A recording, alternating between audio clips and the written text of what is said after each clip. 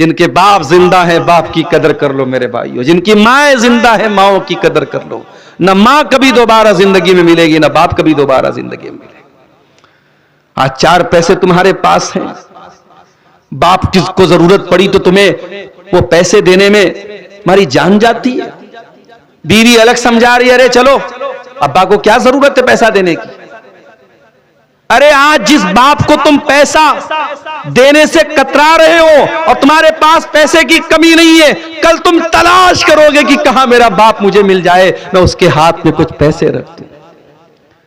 जिस मां ने तुझको अपने पेट में 9 महीने रखा है, उस मां को छोटी छोटी जरूरतों के लिए तेरे सामने हाथ फैलाना पड़े, और आज तू उसको उसकी जरूरतें नहीं पूरी करता, उसकी दवाएं नहीं लाता, उसको तू खाने पीने की चीजें तक ला के नहीं देता। कल जब ये मां चली जाएगी तो तेरा हाथ मचलेगा कि काश मेरी मां जिंदा होती, मैं उसे नई साड़ी ला के देता, मैं उसे नए कपड़े ला के देता, मैं उसके खाने की चीज उसको ला के देता। तू तरसेगा अपनी मां को देने के लिए। मां जिंदा है तो मां की कदर कर लो मेरे भाई, बाप जिंदा है तो बाप की कदर कर लो।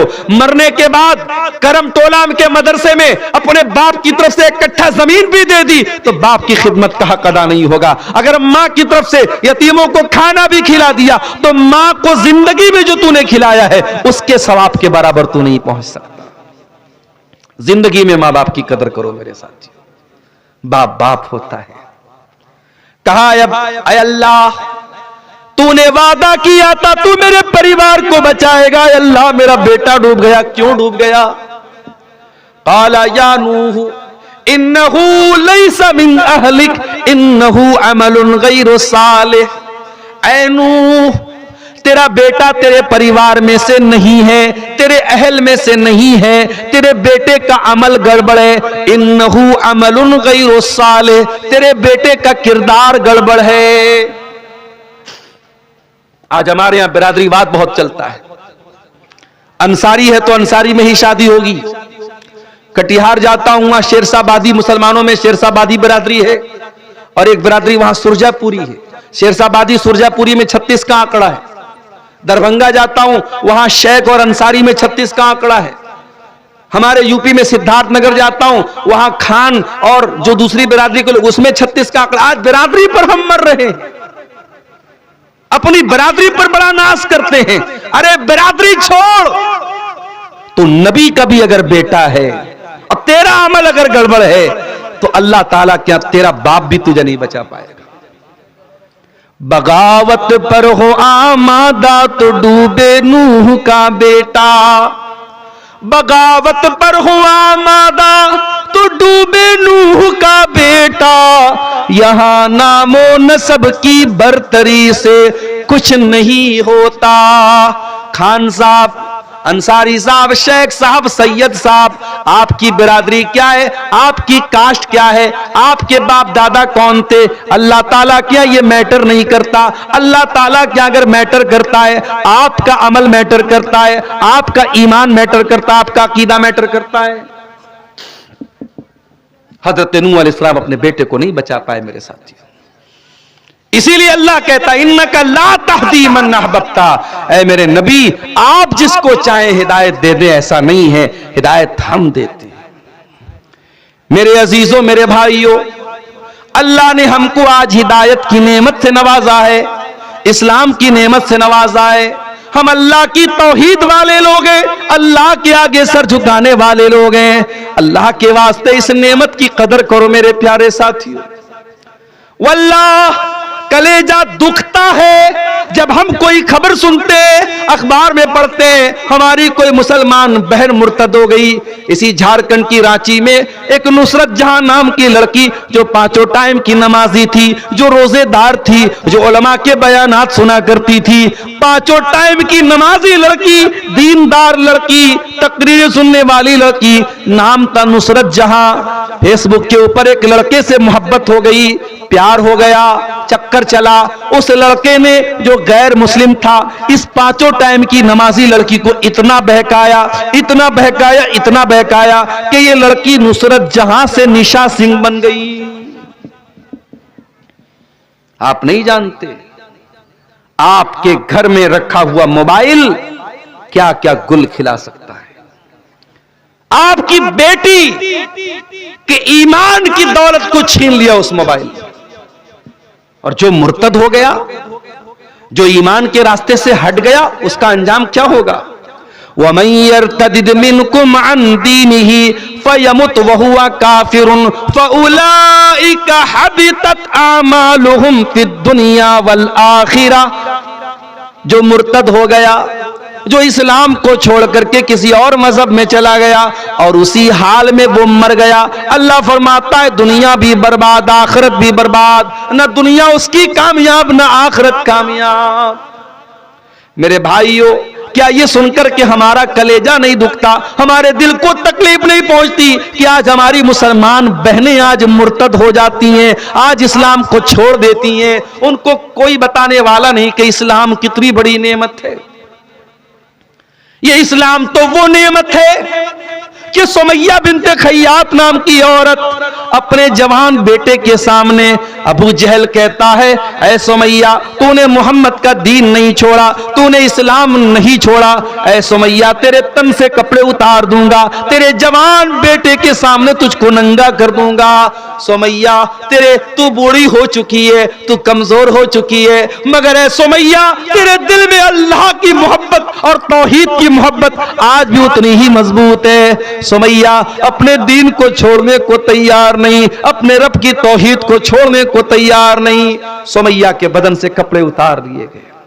अल्लाह, यह मंजर भी देखना था, रूए जमीन को यह मंजर भी देखना था कि जवान बेटे के सामने उसकी मां को नंगा कर दिया गया। ये अजियत भी उस बूढ़ी ने गवारा कर लिया। इतने पर बस न किया अबू जहल ने, कहा है सुमैया अगर तूने इस्लाम नहीं छोड़ा मैं अभी तुझे कत्ल कर दूंगा। अबू जहल ने बर्ची उठाई और सुमैया की शर्मगाह के ऊपर दे मारा। सुमैया शहीद हो गई, अल्लाह की राह में पहला खून बहाने वाली खातून बन गई। ओ मेरी प्यारी माँ बहनों, अपने दीन को बचा करके सुमैया ने जान दे दी। क्यों? क्योंकि सुमैया का अकीदा था जान दी हुई उसी की थी, हक तो ये है कि हक अदा न हुआ।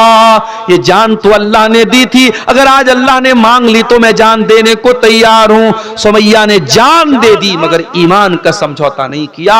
इस ईमान की, इस दीन की कदर वो समझती थी। मेरे प्यारे साथियों, इस इस्लाम की कदर व कीमत कोई हजरत बिलाल से पूछे, बिलाल हमारी और आपकी तरह खूबसूरत तो नहीं थे, गोरे चट्टे तो नहीं थे, काले कलूटे थे, हबशा के गुलाम थे। बिलाल को उनका मालिक अरब के तपते हुए सहरा पे लेटाता था, सीने पर गरम पत्थर रखता था और बिलाल से कहता था, ए बिलाल हम तुझे टॉर्चर करना छोड़ देंगे, तुझे तकलीफ पहुंचाना छोड़ देंगे। ए बिलाल बस एक कंडीशन है, तू इस्लाम को छोड़ दे, तू मोहम्मद के दीन को छोड़ दे। बिलाल तू इस्लाम को छोड़ दे, हम तुझे तकलीफ देना छोड़ देंगे। बिलाल के सीने की चर्बी पिघल रही है मगर बिलाल की जबान से एक ही लफ्ज निकलता है, अहद अहद, मेरा अल्लाह एक है, मेरा रब एक है। उस रब की तौहीद के साथ मैं कोई समझौता करने को तैयार नहीं हूं। मेरे प्यारे साथियों, इस्लाम की कदर कीमत कोई बिलाल से पूछे। इस्लाम की कदर कीमत अगर पूछना है कोई सुहैब रूमी से जाकर के पूछे। सुहैब रूमी रजी अल्लाह तआला अन्हु जब मक्का से मदीना जाने लगे, अपनी जिंदगी भर की सारी कमाई को साथ में लेके जा रहे हैं। मक्का के काफिरों ने पकड़ा, ऐ सुहैब कहां जा रहे हो? कहा मैं मदीना जा रहा हूं, अपने नबी के शहर जा रहा हूं। मक्का वालों ने कहा, ऐ सुहैब अपने साथ क्या लेके जा रहे हो? कहा अपना धन दौलत लेके जा रहा हूं, अपना रुपया पैसा लेके जा रहा हूं। मक्का वालों ने कहा, अतईतना सोलूकन ला माल लक, ऐ सुहैब जब तुम मक्का में आए थे तुम्हारे पास फूटी कौड़ी नहीं थी, आज सारी दौलत लेकर के मदीना जाना चाहते हो, ऐ सुहैब हम तुम्हें जाने नहीं देंगे। कहा फिर क्या करोगे? कहा माल दे करके जाना पड़ेगा। सुहैब रूमी रजी अल्लाह तआला अन्हु ने जिंदगी भर की कमाई एक सेकंड की देर किए बगैर मक्का के काफिरों के हवाले कर दी और खाली हाथ मदीना पहुंचे। मक्का से मदीना 480 किलोमीटर का सफर तय किया और मदीना पहुंचे। अल्लाह के प्यारे नबी फजर की नमाज पढ़ा रहे थे। सुहैब रूमी गए और नमाज में शामिल हो गए। नबी ने सलाम फेरा, सामने सुहैब रूमी नजर आ गए। नबी खड़े हुए, सुहैब को गले लगाया, सुहैब को गले लगाया और गले लगा करके अभी सुहैब ने कुछ बताया नहीं है, अभी सुहैब कुछ बोले नहीं है। नबी ने फरमाया, ऐ सुहैब, मुझे अल्लाह की तरफ से सब बता दिया गया है, मुझे खबर दे दी गई है। ऐ सुहैब, रबिह तलबैया, रबिह तलबैया, ऐ सुहैब, तूने बड़े फायदे का सौदा किया है, तूने बड़े मुनाफे का सौदा किया है। वो इस्लाम हमें मिला है मेरे प्यारे साथियों, जिस इस्लाम को पाने के लिए सहाबा ने अपनी जानें दे दी, अपना सब कुछ कुर्बान कर दिया। वो फोकट में हमें मिला है, फ्री में मिला है, इसलिए हमें इस इस्लाम की कदर नहीं मालूम है मेरे प्यारे साथियों। मेरे प्यारे अजीज हो, अल्लाह कुरान के दूसरे पारे में कहता है, या अय्युहल्लज़ीना आमनू उदखुलू फिस्सिल्मि काफ़ा, ऐ ईमान वालो, इस्लाम में पूरे के पूरे दाखिल हो जाओ। वला तत्तबिउ खुतुवातिश शैतान, और ऐ ईमान वालो, शैतान के रास्ते पर मत चलो, पूरे पूरे दाखिल हो जाओ। आज हम पूरे पूरे दाखिल नहीं है, माफ कीजिएगा। ओ मेरी प्यारी माँ बहनों, बहुत तकरीरें सुनने का जज्बा आपके अंदर है, अपने घर बार को छोड़ करके जलसे में आई हो, पिंडाल में आई हो। अगर आप तकरीर तो सुनती हो, कुरान तो सुनती हो, नबी की हदीसों को तो सुनती हो, लेकिन अगर आप इस्लाम की बात नहीं मानती हो, पर्दा नहीं करती हो, हया नहीं करती हो, शौहर की बात नहीं मानती हो, अपनी इज्जत का ख्याल नहीं करती हो, तो माफ करना मेरी बहनों, आप इस्लाम में पूरी की पूरी दाखिल नहीं है। अल्लाह कह रहा है, उदखुलू फिस्सिल्मि काफ़ा, इस्लाम में पूरे के पूरे दाखिल हो जाओ। नबी के जमाने में एक औरत आती है। अल्लाह के नबी के पास जब औरतें आती थी बैत करने के लिए, अल्लाह के नबी पर्दे के इस पार होते थे, उस पार औरतें होती थी। वो औरत बैत कर रही है, अल्लाह के नबी के ऊपर बैत कर रही है, नबी पर्दे के इस पार, औरत इस पार है। अल्लाह के नबी कहते हैं चलो बैत करो, अल्लाह के साथ शिर्क नहीं करोगी। कहती है मैं वादा करती हूं अल्लाह के साथ शिर्क नहीं करूंगी। फिर नबी कहते हैं वला यसरिकना, चोरी नहीं करोगी। कहती है मैं चोरी नहीं करूंगी। फिर नबी फरमाते वला यज़नीना, ज़िना नहीं करोगी। जब ज़िना का नाम सुना, उस लड़की ने, उस औरत ने जल्दी से अपने सर पे हाथ रख लिया और कहा क्या अल्लाह के नबी, क्या कोई इज्जतदार औरत ये काम भी कर सकती है? हजरत आयशा कहती हैं अल्लाह के नबी को जब पता चला कि जिना का नाम सुन करके उस औरत ने जल्दी से अपने चेहरे पर, अपने सर पर हाथ रख लिया और कहा कि क्या कोई इज्जतदार औरत जिना भी कर सकती है? नबी को उस औरत की ये अदा बहुत पसंद आई कि वो औरत इतनी इज्जतदार औरत है, इतनी पाक दामन औरत है कि जिना का लफ्ज सुन करके उसने कहा कि नहीं, एक इज्जतदार औरत तो ये काम नहीं कर सकती है। आज हालात इतने बुरे हैं मेरे प्यारे साथियों, आज पाक दामन मर्दों और औरतों को तलाश करना मुश्किल हो रहा है। बदकारी इतनी फैल रही है, जिनाकारी इतनी फैल रही है, हराम रिश्ते इतने पनप रहे हैं कि आज पाक दामनी को तलाश करना मुश्किल हो रहा है। मैं मर्दों से भी कहूंगा, मैं अपनी माँ बहनों से भी कहूंगा, उदखुलू फिस्सिल्मि काफ़ा, इस्लाम में पूरे के पूरे दाखिल हो जाओ। अपनी शर्मगाह की हिफाजत करो, अपनी इज्जत की हिफाजत करो। अल्लाह के प्यारे नबी फरमाते हैं मैं यज़मल्ली मा बैन लिह्यैहि व मा बैन रिजलैहि अज़मन लहुल जन्ना। दो चीजों की गारंटी दे दो, एक जबान की गारंटी दे दो, एक शर्मगाह की गारंटी दे दो, मैं तुम्हें जन्नत की गारंटी देता हूं। अल्लाह के प्यारे नबी यहां तक फरमाते हैं कि हर इंसान के मुकद्दर में जिना का हिस्सा लिखा हुआ है। आंखों से गंदी चीज को देखना आंखों का जिना है, जबान से गंदी बातें निकालना जबान का जिना है, कानों से गंदी चीजों को सुनना ये कानों का ज़िना है, हाथों से गलत चीजों को टच करना ये हाथों का ज़िना है, और पैर से गलत चीज की तरफ चल के जाना ये पैर का ज़िना है। यानी हर इंसान कोई हाथ का ज़िना कर रहा है, कोई पैर का कर रहा है, कोई आंखों का कर रहा है। अल्लाह के नबी ने फरमाया इब्ने आदम के मुकद्दर में जितना लिखा है उतना वो ज़िना कर रहा है। और जब इंसान अपनी आंखों की हिफाजत नहीं करता, हाथों की हिफाजत नहीं करता, कानों की हिफाजत नहीं करता, तो अल्लाह के नबी कहते हैं वल क़ल्बु यहवा व यतमन्ना, फिर दिल में गंदे ख्यालात पैदा होते हैं, गंदी ख्वाहिशात पैदा होती है, और फिर शर्मगाह उसकी तस्दीक करती है या उसको झुटला देती है। यानी अगर आपने अपने आप को आंखों के ज़िना से नहीं बचाया, कानों के ज़िना से नहीं बचाया, ज़बान के ज़िना से नहीं बचाया, तो असल ज़िना से बचाना भी मुश्किल हो जाएगा। मेरे नौजवान भाइयों, आज सबके हाथ में मोबाइल है, सबके हाथ में सोशल मीडिया है, सबके हाथ में इंटरनेट है। आज नबी की इस हदीस को समझने की जरूरत है। और मैं फिर वही आयत पढ़ता हूं, उदखुलू फिस्सिल्मि काफ़ा, इस्लाम में पूरे के पूरे दाखिल हो जाओ।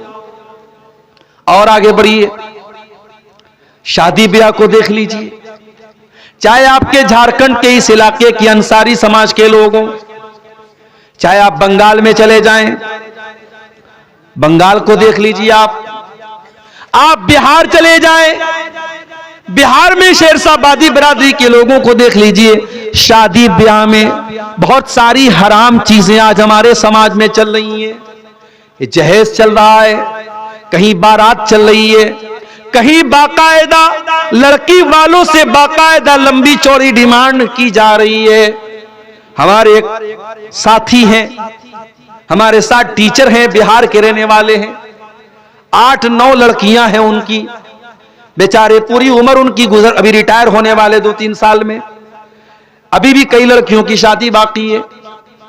एक लड़की का रिश्ता लगा, अगले दिन मदरसे में आए, मैंने कहा मास्टर साहब मुबारक हो, आपकी बेटी का रिश्ता लग रहा है। कहा कि शेख साहब रिश्ता तो लग रहा है, खुशी की बात है, मगर दुख की बात यह है लड़के ने 5 लाख की डिमांड की है। मैंने कहा लड़का करता क्या है? कहा कि लड़का राजगीर का काम करता है, मिस्त्री का काम करता है, घर मकान बनाने वाला मिस्त्री का काम करता है। गौर करो ये हालात है।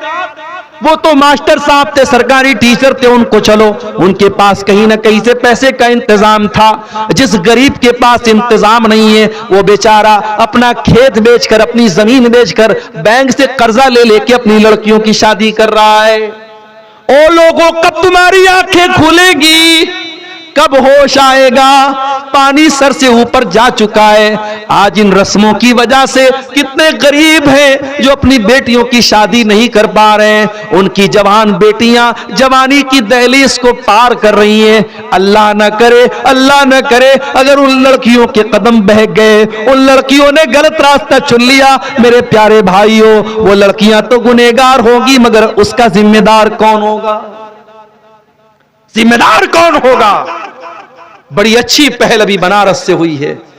बनारस में अंसारी समाज में एक तंजीम चलती है, बुनकर बिरादराना तंजीम उसको बोलते हैं। उस तंजीम ने अभी एक ऐलान किया है कि कोई जहेज नहीं लिया जाएगा।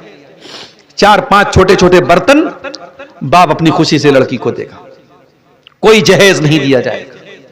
शादी के मौके पर सिर्फ 5 जोड़ा कपड़ा दिया जाएगा, उससे ज्यादा नहीं। बारात नहीं जाएगी। शादी में वलीमा में भी एक तरह का खाना होगा, एक से ज्यादा नहीं होगा। हालांकि अभी ये सारी मीटिंग हुई है, सारा कानून पास हुआ है, अमल हो तो बड़ी बात है, लेकिन ये मीटिंग होना और इस तरीके का कानून बनना ये भी बहुत बड़ी बात है। मैं स्वागत करता हूं इस तरीके की पहल का, और मैं चाहता हूं कि बनारस से निकलने वाली ये आवाज आपके झारखंड, गोड्डा, साहेबगंज और आपके इस इलाके में भी उस पर अमल हो, और यहां भी हमारे जो चाहे अंसारी समाज के लोग या और दूसरी बिरादरी के लोग हों, अपने शादी ब्याह को मेरे साथियों आसान करो। या अय्युहल्लज़ीना आमनु दुखुलू फिस्सिल्मि काफ़ा, ऐ ईमान वालो इस्लाम में पूरे के पूरे दाखिल हो जाओ। जिस इस्लाम को तुम फॉलो करते हो, अगर वो इस्लाम तुमको नमाज पढ़ने का तरीका बताता है, रोजा रखने का तरीका बताता है, ज़कात का हुक्म बताता है, हज का तरीका बताता है, तो वो इस्लाम आपको शादी ब्याह करने का तरीका भी बताता है। नबी की हदीसों में आपको निकाह का चैप्टर भी मिलेगा, नबी की हदीसों में मेहर का बयान मिलेगा, नबी की हदीसों में वलीमा का बयान मिलेगा, लेकिन नबी की कहीं भी हदीसों में आपको जहेज का बयान नहीं मिलेगा, बारात का बयान नहीं मिलेगा। ये जहेज, ये बारात, ये रस्मो रिवाज जिनकी वजह से आज जीना हराम है समाज का, अल्लाह के वास्ते मेरे प्यारे साथियों इन रस्मों को छोड़ दो। और नौजवानों से कहना चाहता हूं, जरा गट्स पैदा करो, जरा हिम्मत पैदा करो, अपने बाप से जाके कह दो, अपनी मां से जाके कह दो कि ऐ मेरी मां, मैं कोई जहेज नहीं लूंगा, मैं सिंपल तरीके से, सुन्नत तरीके से शादी करूंगा। मेरे साथियों इंशाअल्लाह मैं पूरे यकीन के साथ कहता हूं, हो सकता है वक्ती तौर पर तुम्हें कुछ तकलीफ हो सकता है वक्ती तौर पर तुम्हें लगे यार सब लोग ले रहे हैं, मैं क्यों नहीं ले रहा हूं, मगर आगे चल करके आप एहसास करेंगे अल्लाह उस निकाह में बरकत अता करेगा मेरे प्यारे साथी। और आगे बढ़िए, एक आदमी पांचों टाइम की नमाज पढ़ता है, मस्जिद से बाहर निकलता है, जब मार्केट में बिजनेस करने जाता है, मस्जिद में पांचों टाइम की नमाजें पढ़ने वाला और रातों में तहज्जुद की नमाज भी पढ़ने वाला, जब मार्केट में दुकान पर बैठता है, जब बिजनेस करता है, वहां झूठ भी बोलता है, वहां वादा खिलाफी भी करता है, वहां कस्टमर के साथ फ्रॉड भी करता है, वहां वो हराम तरीके भी अपनाता है। ऐ मेरे भाइयों, तुम कारोबार में, अपने बिजनेस में ये क्यों भूल गए कि तुम मुसलमान हो? जिस दीन को तुम मानते हो, जिस मजहब को तुम मानते हो, वो मजहब तुम्हें कारोबार करना भी सिखाता है, वो मजहब तुम्हें बिजनेस करना भी बताता है। क्या नबी ने आपको बिजनेस करने का तरीका नहीं बताया? अल्लाह के प्यारे नबी फरमाते हैं, अल बय्यान बिल खियारी मालम यतफर्रका फइन सदका व बय्यना बुरिक लहुमा फी बैहिमा। जब एक आदमी सामान खरीदता है, एक आदमी सामान बेचता है, अगर दोनों सच बोलते हैं अल्लाह उनके कारोबार में बरकत पैदा करता है। व इन कज़बा व कतमा, और अगर दोनों झूठ बोलते हैं मुहिक़त बरकत बैहिमा, अल्लाह उनके कारोबार की बरकत को छीन लेता है। अल्लाह के नबी एक दिन मार्केट गए, एक सहाबी अनाज बेच रहे थे, गल्ला बेच रहे थे, गालिबन गेहूं या जौ की दुकान थी उनकी। नबी ने उनके जौ के अंदर हाथ डाला, अंदर का जौ भीगा हुआ, ऊपर का सूखा हुआ। नबी ने कहा यह क्या है मेरे भाई? सहाबी ने कहा अल्लाह के नबी बारिश हो गई थी, अनाज भीग गया था, गल्ला भीग गया था, जो भीगा हुआ गल्ला था अगर ऊपर रखता तो कस्टमर ना खरीदते, मैंने नीचे डाल दिया। आपने फरमाया ऐ मेरे सहाबी, ये तो धोखा हो गया, कस्टमर आएगा, सूखा अनाज देखेगा, ऑर्डर देगा और तुम निकालोगे तो अंदर गीला अनाज होगा, ये तो कस्टमर के साथ फ्रॉड हो गया। ऐ मेरे सहाबी, मन गश्शना फलैसा मिन्ना, जो कस्टमर को धोखा दे रहा है, जो खरीदार को धोखा दे रहा है, वो हम में से नहीं है, धोखाधड़ी करने वाला हम में से नहीं है। ओ लोगों, आपके नबी ने आपको कारोबार करने का तरीका भी बताया है, जरा पता तो करो। मसला यह है, आज की दुनिया का इंसान पैसा कमाने के लिए बेचैन बना है। पैसा कैसे भी आना चाहिए, हलाल तरीके से आ रहा है या हराम तरीके से आ रहा है, धोखाधड़ी करके आ रहा है, झूठ बोल करके आ रहा है, 420 करके आ रहा है, इससे मतलब नहीं है। अल्लाह के नबी ने फरमाया था कयामत के पहले कैसा दौर आएगा, याती अलन्नासि ज़मानुन ला युबालिल मरउ मिन ऐना खज़ल माल, इंसान परवाह नहीं करेगा। आपके इसी इलाके में बंधन बैंक, बंधन लोन की शक्ल में औरतों को लोन दिया जा रहा है और बाकायदा इंटरेस्ट पर लोन दिया जा रहा है, और घर की औरतों को इन्वॉल्व करके लोन दिया जा रहा है, और चंद पैसों के लिए, ज्यादा बड़ा अमाउंट नहीं, 5,000, 10,000, 20,000 का अमाउंट बैंक के जरिए इंटरेस्ट पर, ब्याज पर आज मुसलमान ले रहा है। मेरे भाइयों, जिस मुसलमानों के समाज में लाखों करोड़ों रुपए लोग अपने फालतू के शौक पर उड़ा देते हैं, काश हम कोई संस्था ऐसी बनाते, कोई इदारा ऐसा बनाते, कोई यूनिट ऐसी बनाते, हमारा कोई गरीब भाई है, उसको पैसे की जरूरत है, हम कोई ऐसा सिस्टम बनाते, आ मेरे भाई हम तुझे कर्जा देंगे और इसको कोऑपरेटिव बुनियाद पर देंगे, हम तुझे बगैर इंटरेस्ट के कर्जा देंगे, तो धीरे धीरे करके हमारा कर्जा भर देना। ऐसा कोई सिस्टम हम बनाते तो हमारी बहुत सारी कौम के लोग आज ब्याज से बच जाते। ये ब्याज इतनी खतरनाक चीज है, मेरे प्यारे नबी ने फरमाया कि अल्लाह की लानत हो ब्याज खाने वाले पर, ब्याज खिलाने वाले पर, ब्याज की गवाही देने वाले पर और ब्याज लिखने वाले पर, सब पर अल्लाह की लानत। इस गुनाह से मेरे प्यारे साथियों अपनी समाज को हम बचा सकते थे। और आगे बढ़िए, आजकल हमारा नौजवान सट्टेबाजी कर रहा है, जुआ खेल रहा है, ड्रीम 11 के जरिए, ऑनलाइन एप्स के जरिए। पहले लोग जुआ खेलते थे ताश के पत्तों के जरिए, आज जमाना तरक्की कर गया, मोबाइल पर गेम खेल के आज जुआ खेला जा रहा है। एविएटर एक गेम आता है, कैसीनो एक गेम आता है, बहुत सारे गेम आते हैं, उसमें जुआ चल रहा है। और हमारा नौजवान अपनी गाढ़ी कमाई को जुआ में लगा रहा है, सोचता है रातों रात अमीर बन जाएगा। मेरे नौजवानों, अल्लाह के वास्ते ये शॉर्टकट मत अपनाओ पैसा कमाने के, पैसा कमाने का प्रॉपर तरीका अपनाओ, बहुत दौलत मिलेगी इंशाअल्लाह, बहुत बरकत देगा अल्लाह ताला। इसी भारत की सरजमीन पर हमारे सामने बहुत सारी मिसालें मौजूद हैं। चाहे रतन टाटा की जिंदगी आप उठा के देख लें, जो टाटा कंपनी के मालिक थे, अभी हाल में उनका इंतकाल हुआ। चाहे विप्रो कंपनी की असीम प्रेम जी की जिंदगी को आप पढ़ लें, चाहे रिलायंस कंपनी के फाउंडर धीरूभाई अंबानी की जिंदगी पढ़ लें, ये जितने बड़े बड़े कारोबारी हैं, इनकी जिंदगियों को आप उठा के देखें। इन्होंने ग्राउंड से शुरुआत की थी, जमीन से शुरुआत की थी, किसी छोटे बिजनेस से शुरुआत की थी, मेहनत करते रहे, ईमानदारी से लगे रहे, अपने दिमाग का सही इस्तेमाल करते रहे और अपने कारोबार को बहुत आगे लेकर के गए। मेरे प्यारे साथियों, आप हलाल तरीके से बहुत पैसा कमा सकते हो, हराम तरीके से कमा करके अपनी आखिरत को बर्बाद मत करो मेरे प्यारे साथियों। और आगे बढ़िए, उदखुलू फिस्सिल्मी काफा, इस्लाम में पूरे के पूरे दाखिल हो जाओ। हमने ये समझा नमाज पढ़ लिया बस हो गए मुसलमान, मुसलमान के घर में पैदा हुए, खतना करा लिया, सर पे टोपी लगा लिया, लुंगी पहनने लगे, हो गए मुसलमान। नहीं मेरे प्यारे साथियों, इस्लाम पूरी जिंदगी, पूरी लाइफ स्टाइल का नाम है। इस्लाम इस पर भी लागू होता है। आप अपनी बीवी के लिए शौहर कैसे हैं, आप अपने बच्चों के लिए बाप कैसे हैं, आप अपने पड़ोसी के लिए पड़ोसी कैसे हैं।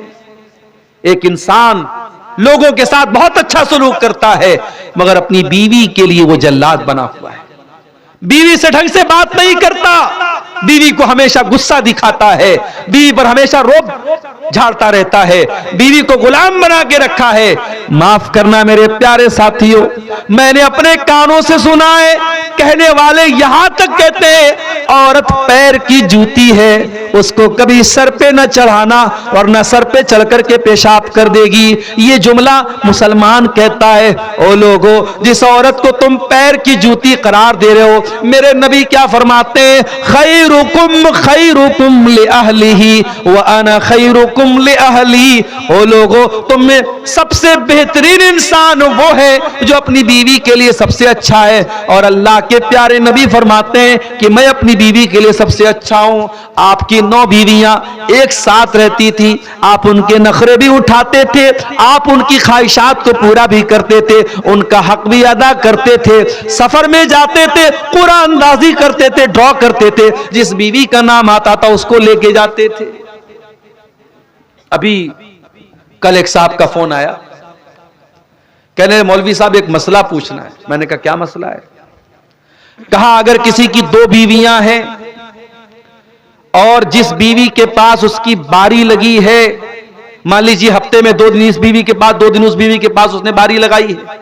अब जिस बीवी के पास वो गया है, वो बीवी अगर पाक नहीं है, पीरियड में है, तो क्या वो अपनी पहली वाली बीवी के पास जा सकता है? मैंने कहा तो बड़ा पेचीदा मसला आपने पूछ लिया भाई। मैंने कहा अच्छा आप ये मसला पूछ रहे हैं कि आपकी 2 हैं? तो कहा कि अल्हम्दुलिल्लाह मौलवी साहब मेरी 2 हैं। तो 2 वाले भी कभी कभी फोन करते हैं।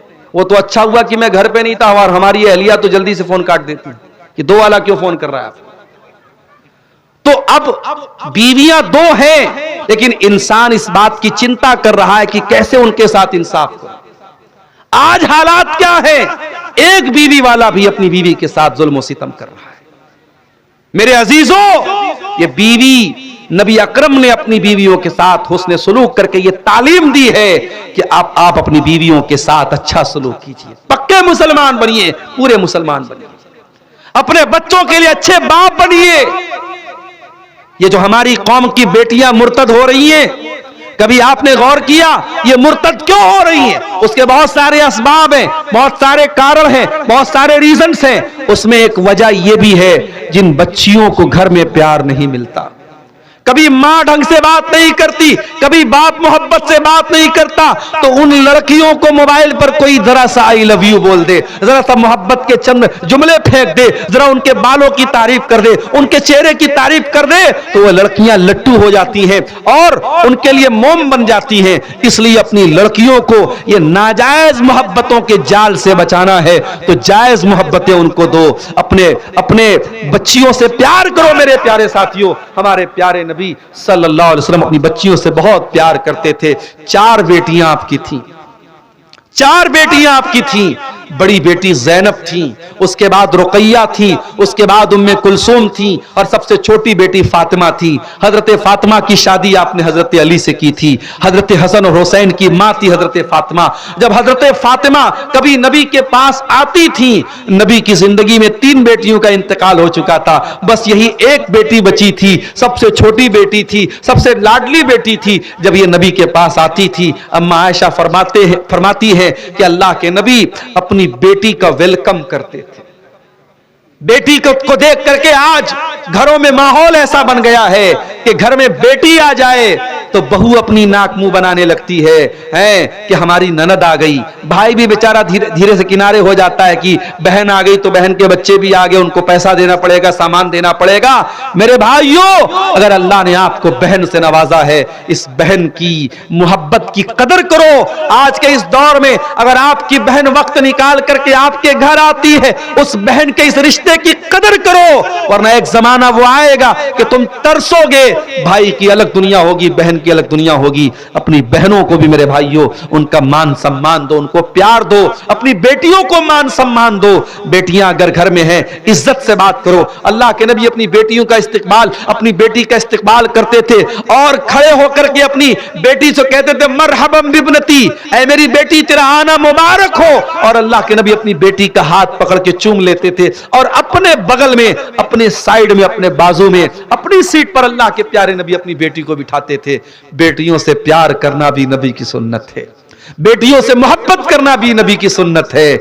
और बेटियों को मारना, बेटियों पर जुल्म करना और मां के पेट में बेटियों को कत्ल कर देना, यह मुशरिकों का तरीका है, यह जाहिलियत का तरीका है, यह मोहम्मद अकरम का तरीका नहीं है, यह इस्लाम का तरीका नहीं। इस्लाम हमें एक अच्छा बाप बनने की तालीम भी देता है। अपने बच्चों की तरबियत करो मेरे प्यारे साथी। अभी ट्रेन पर मैं सफर कर रहा था, गैर मुस्लिम लड़के लड़की आपस में बात कर रहे थे। बात निकल गई कि आजकल जो मोहब्बत चल रही है, छोटी छोटी बच्चियां, छोटे छोटे लड़के लड़कियां प्यार मोहब्बत के नाम पे उल्टे सीधे काम कर रहे हैं। तो उस लड़की ने बड़ी पॉइंट की बात बोली, गैर मुस्लिम लड़की थी। उसने अपने साथी से कहा, पता नहीं उसका भाई था या दोस्त था या शौहर था, जो भी था, उसने कहा कि मां बाप को बहुत चौकन्ना रहना पड़ेगा। आज लड़कियों की परवरिश करना है तो मां बाप को बहुत चौकन्ना रहना पड़ेगा। तो उसके साथ जो लड़का था, उसने कहा कि अरे भाई, कितना भी कोई नजर रखेगा, लड़की कहां जा रही है, क्या करे, कितना भी नजर रखेगा इंसान अपनी बेटी पर। तो उस लड़की ने कहा कि सिर्फ नजर रखने से काम नहीं चलेगा।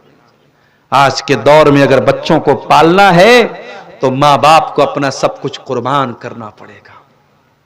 वो लोग जो चंद पैसे कमाने के लिए अपने बच्चों को छोड़ के बाहर रहते हैं, उनसे कहूंगा भाई कम पैसे कमाओ, अपने बच्चों को टाइम दो। एक वक्त आएगा जब तुम्हारे पास पैसा तो होगा मगर बच्चे नहीं होंगे। आज अपने परिवार को छोड़ के कोई दुबई में काम कर रहा है, कोई सऊदी में काम कर रहा है, और क्या जिंदगी है, कुत्तों की जिंदगी है मेरे साथियों, जानवरों की जिंदगी है।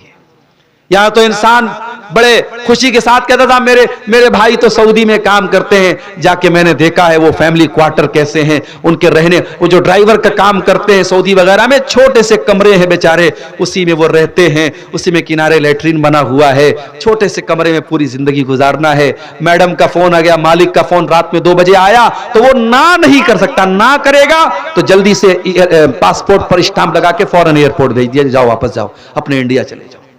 कोई जिंदगी है वो? मैं कहता हूं कम खाओ, अपने बच्चों को बाप का प्यार तो दे दो मेरे साथी।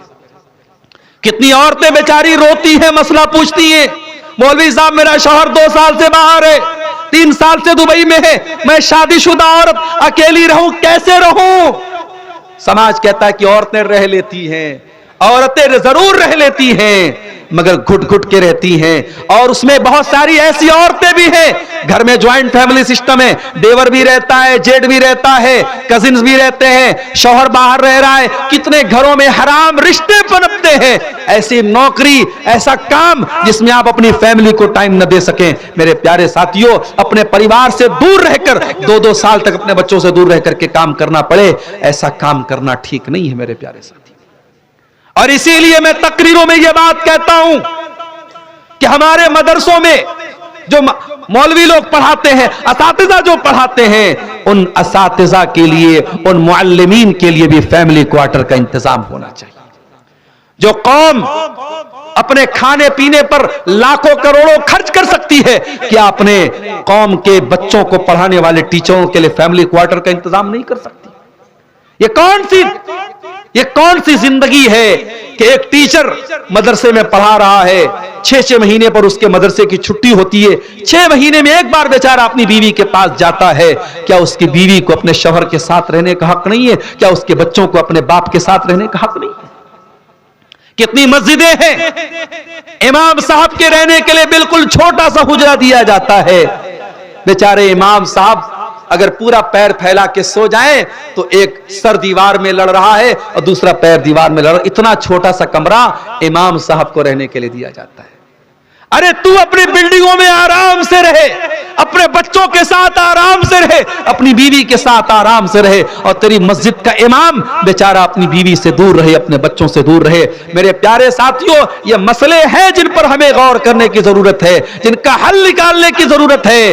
क्या मौलवी और उस इमाम और उस मदरसे के टीचर के बच्चों के दिल में ये जज्बा नहीं कि हम अपने बाप के साथ रहें? आज का दौर वो दौर नहीं है कि बच्चे कहीं और आप कहीं और बच्चे पल जाएंगे। बच्चों को पालना है और खास तौर से बच्चियों को पालना है तो आपको अंधा, गूंगा और बहरा बन करके नहीं पालना पड़ेगा। आपको 2 आंखों के बजाय 4 आंखों के साथ जिंदगी गुजारनी पड़ेगी। आपकी बेटी कॉलेज गई, 2 बजे छुट्टी हो रही, आपकी बेटी 4 बजे क्यों आ रही है? आपने बेटी को 15,000 का मोबाइल दिलाया, बेटी के पास 60-70 हजार का आईफोन कहां से आया? बेटी के मोबाइल पर 800 रुपए का रिचार्ज किसने कराया? क्या आपकी जिम्मेदारी नहीं है ये जानने की? आप अंधे बन गए, आप गूंगे बन गए, आप बहरे बन गए।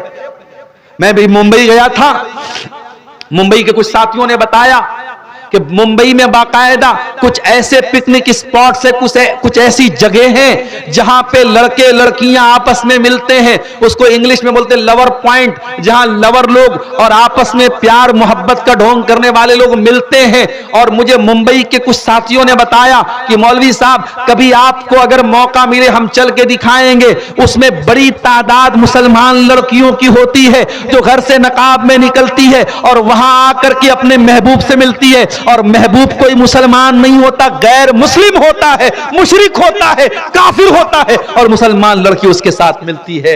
मेरे प्यारे साथियों, अगर अफसोस इस बात का है कि मुसलमान लड़की गैर मुस्लिम लड़के के साथ बाकायदा पब्लिक प्लेस में मिल रही है, उससे बड़ा अफसोस इस बात का है उसका बाप कहां मर गया, उसकी मां कहां मर गई, उसके गार्जियन कहां मर गए। लोग कहते साहब हमें अपनी बच्ची पर भरोसा है, अंधा भरोसा न करो मेरे प्यारे साथियों। अपनी आंखें खोल करके बच्चियों को पालो, अपने कानों को खोल करके अपनी बेटियों की परवरिश करो। यह जमाना अंधा भरोसा करने का नहीं नहीं है।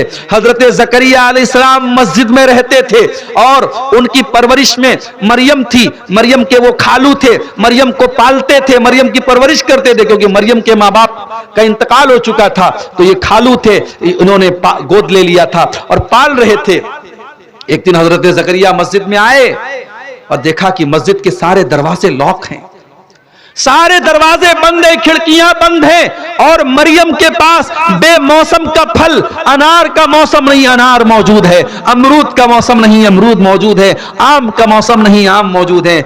काला या मरियम अन्ना लके हाजा, कहा कि ऐ मरियम ये फल तेरे पास कहां से आया?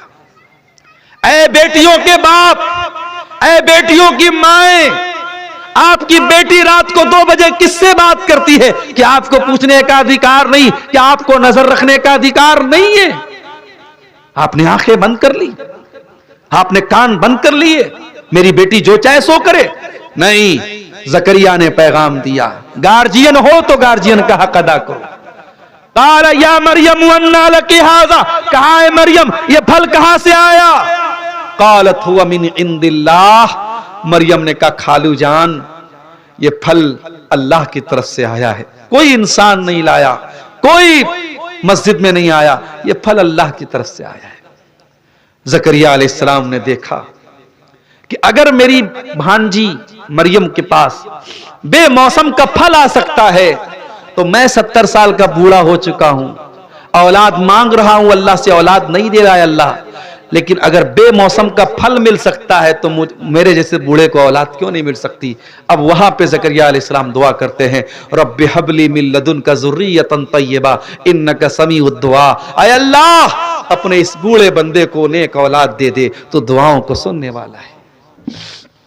मेरे अजीजों, ज़करिया अलैहिस्सलाम ने हमें और आपको पैगाम दिया, एक जिम्मेदार बाप बनो, एक जिम्मेदार माँ बनो। और अपनी माँ से कहना चाहूंगा, आखिरी बात बयान करके बात खत्म कर रहा हूं, अपनी माँ से एक बात कहना चाहूंगा। आपने वो हदीस बहुत सुनी होगी, माँ के पैरों के नीचे जन्नत है, वो हदीस आपने बहुत सुनी होगी, बाप जन्नत का दरवाजा है। आज अब्दुल गफ्फार सलफी के मुंह से एक और हदीस सुन लो, जो माएँ है वो भी दिल थाम के सुने और जो बाप है वो भी कलेजा थाम के सुने। अल्लाह के नबी फरमाते हैं, मा मिन अब्दिन यस्तरईहिल्लाहु रईयतन सुम्मा यमूतु यौम यमूतु व हुवा गाशुन लिरईयतिही इल्ला हर्रमल्लाहु अलैहिल जन्नह। अल्लाह के नबी फरमाते हैं सल्लल्लाहु अलैहि वसल्लम कि अगर अल्लाह ताला ने आपके कंधे पर कोई जिम्मेदारी डाली है, आपके कंधे पर कोई जिम्मेदारी डाली, ओ जमीयत के ओहदे के हासिल करने के लिए लड़ने वालों, ओ मस्जिद का मुतवल्ली बनने के लिए लड़ने वालों, ओ मदरसे का नाजिम बनने के लिए लड़ने वालों, आओ जरा नबी की हदीस सुन लो। अगर अल्लाह ने आपके कंधे पर कोई जिम्मेदारी डाली है और आपने अपनी जिम्मेदारी का हक अदा नहीं किया, अगर आपने अपनी जिम्मेदारी को सही तरीके से पूरा नहीं किया और उसी हाल में मर गए, जन्नत हराम हो जाएगी आपके लिए, जन्नत हराम हो जाएगी उस इंसान के लिए। इसीलिए सहाबा भागते थे जिम्मेदारियों से, ये जिम्मेदारी जिसको मिल जाए उसको जवाब देना पड़ेगा अल्लाह के यहाँ। ऐ लड़कियों के बाप, ऐ लड़कों के बाप, तू बाप है तो तेरे कंधे पर जिम्मेदारी है तेरी औलाद, तेरे कंधे पर जिम्मेदारी है तेरी औलाद। ऐ मेरी माँ बहनों, अल्लाह ने आपके आंगन में बच्चों की किलकारियों को गूंजने की तौफीक दी है तो बहुत बड़ी नेमत है। अरे जिन औरतों के गोद में बच्चा नहीं होता, समाज ताना मार मार के उस औरत को बीमार कर देता है। अरे ये तो बाज है, ये तो बाज है, इसको तो औलाद नहीं हुई, 2 साल हो गया, 10 साल हो गया, इसको समाज ताना मार मार के उस औरत को बीमार कर देता है, मरीज बना देता है। अगर अल्लाह ने आपको औलाद दिया है, मेरी माओ, यह औलाद बहुत बड़ी नेमत भी है और बहुत बड़ी जिम्मेदारी भी है। इस जिम्मेदारी का हक अदा करो, एक जिम्मेदार माँ बनो, एक जिम्मेदार बाप बनो। मैं ऐसे बापों को जानता हूं जो रात में तहज्जुद पढ़ते हैं मगर बेटा फजर भी नहीं पढ़ता, बेटा एक टाइम की नमाज नहीं पढ़ता और बेटे से कभी कहते भी नहीं कि बेटा तू नमाज पढ़। मैं ऐसी माओं को जानता हूं जो रातों में तहज्जुद पढ़ती हैं और वो माँ बैठ करके तहज्जुद पढ़ रही है और बेटी किनारे अपने बॉयफ्रेंड से बातें कर रही है। मेरी माओ और बहनों, ये माहौल नहीं चलेगा, ये लापरवाही नहीं चलेगी। अंधी गूंगी और बहरी बनकर के जिंदगी मत गुजारो, अपनी आंखें कान दिल दिमाग सब खोल करके जिंदगी गुजारो और एक जिम्मेदार माँ बाप बनो। ये चंद बातें थी मेरे प्यारे साथियों। इस हवाले से इस हवाले से कि हम इस्लाम में पूरे के पूरे दाखिल हो जाएं। शबे बारात की असलियत क्या है? क्या हम शबे बारात मना सकते हैं? ये एक सवाल आया है। देखिए, एक बात समझ लीजिए, इस्लाम में कोई शबे बारात नहीं है। शबे बारात असल में बराअत है। बराअत, बरात का मतलब नजात।